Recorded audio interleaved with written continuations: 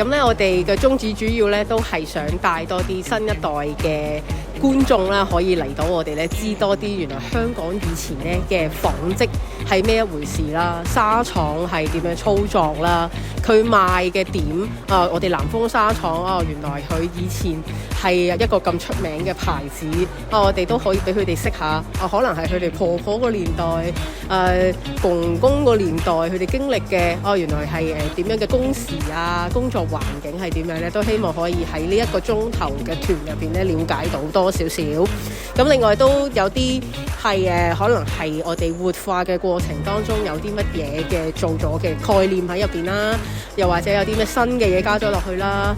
或者有啲譬如我哋南豐集團同可持續發展嘅概念投放咗啲咩落嚟咧，都希望可以帶到呢啲資訊俾學校嘅團。